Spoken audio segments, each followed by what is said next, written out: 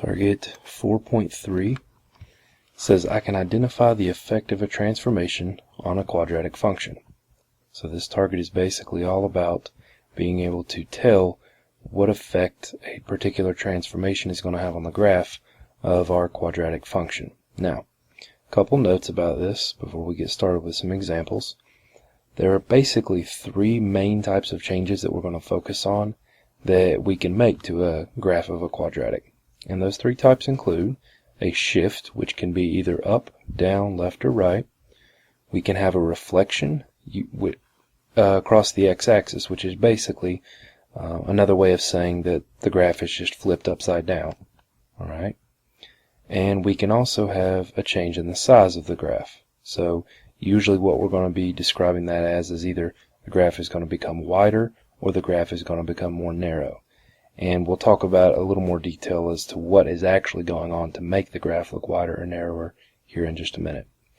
So first, let's kind of go into a little more detail with what each of these three types of changes, types of transformations will entail. So a shift happens when we either add or subtract a value from our function. Now, a couple cases here.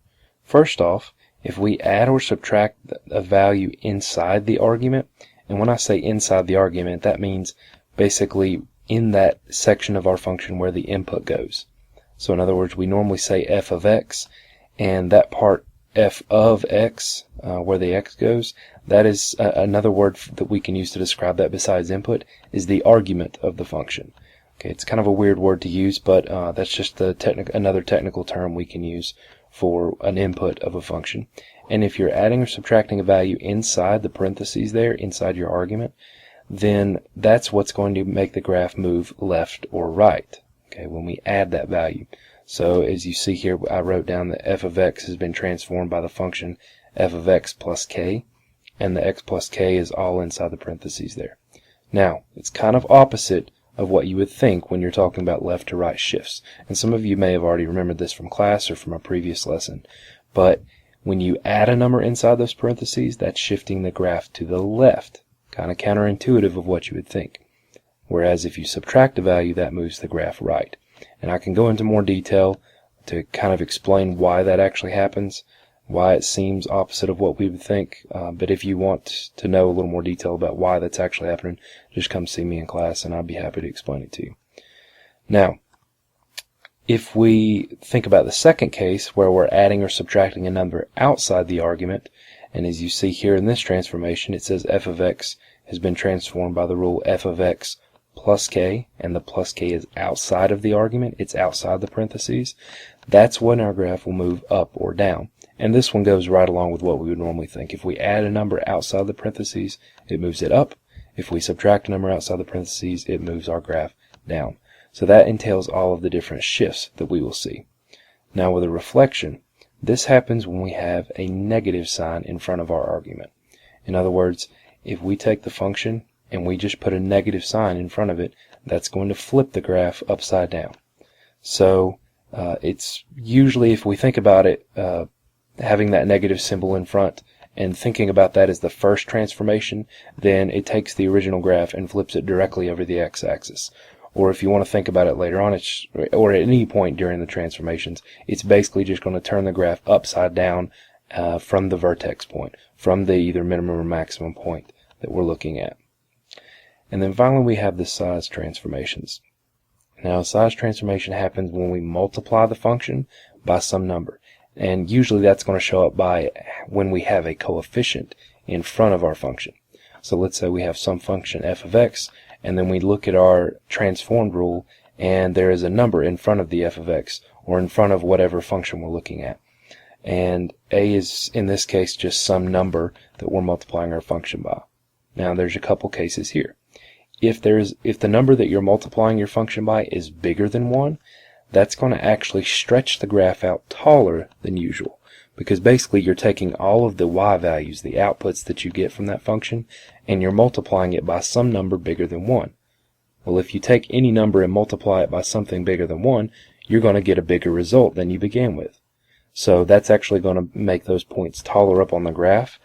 And if they're getting taller, but they're not getting any farther apart in the x direction, they're not getting any wider, when you stretch that out, it's going to make the graph look like it's more narrow. And that's usually how we'll describe it, as being more narrow on the graph. Whereas if we were to look at multiplying our function by a number that is between 0 and 1, then that's what's going to make the graph shorter than usual, so it's actually going to look a little more fat, a little wider on the graph. And you'll see that when we get into some examples, in particular the practice problems that will be linked at the bottom of this video, and you can also find them on my webpage.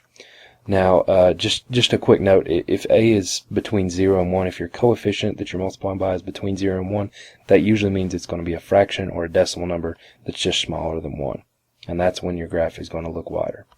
Okay, now let's get into some examples. So example 1, very basic. What happens to the graph of f of x equals x squared, so just a very basic quadratic, if we apply the transformation f of x plus 5? Okay, so look at this transformation rule here. We are adding a number outside the parentheses, outside of our argument. So what does that do for the graph? That means we are going to shift up. Okay, adding a number outside the parentheses shifts the graph up. If that had said minus 5 outside, that would have been a shift down. But obviously, since it added the 5 to the equation, or to the function, we are shifting up. So our answer would just simply be the graph will shift up 5 units. All right, very basic, very simple. Second example. What happens to the graph of f of x equals x squared if we apply the transformation f of x plus 5? And it sounds exactly the same, but it looks different because that plus 5 right there, that is inside the parentheses. That's inside of our argument. And when we add a number inside the parentheses, okay, this is going to be the one that goes either left or right. Think about it for a second and see if you can remember it. And if you remembered it correctly, you remember that it's kind of counterintuitive. When you add a number inside the parentheses and you're thinking about left or right, it's sort of opposite of what our brain would normally think. Adding a number is actually going to shift the graph to the left. Okay, so our answer here as to what happens to the graph is just that the graph will shift left 5 units. So that's our answer for example 2. So these first two problems, pretty basic. Now, let's kind of see what happens if we combine several different transformations. So look at example 3 here. It says, given f of x equals x squared, what effect does the transformation negative 3 f of x plus 6 have on the graph of f of x? So we have a few different things going on here. First off, we have this negative 3 that's in front of our f of x, which is basically like we're multiplying our function f of x by negative 3, and then we have this plus 6 stuck on the end. Now, looking at this negative 3, if you remember, the negative in front means that the graph is going to be flipped upside down.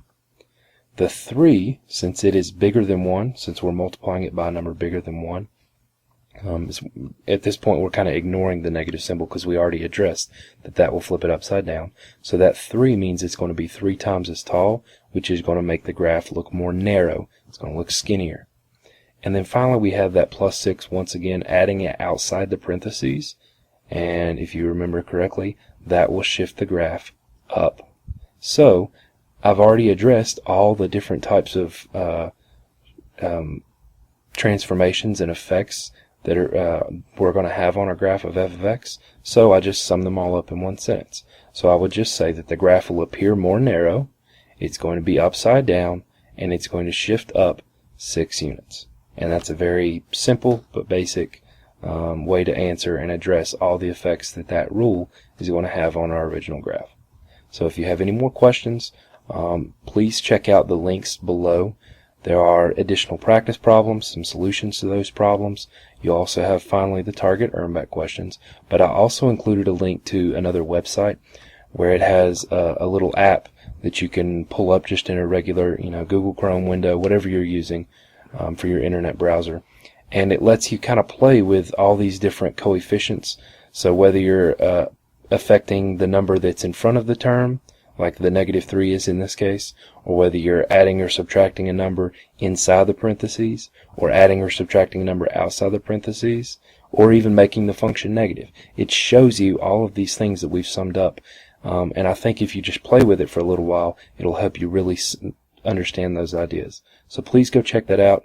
Try the practice problems, work all those out, and then do the target earn back questions. And again, once you have those done, or if you have any questions along the way, feel free to drop a comment at the bottom of the video, or to just send me an email with any concerns you have. So good luck, and go ahead and get started.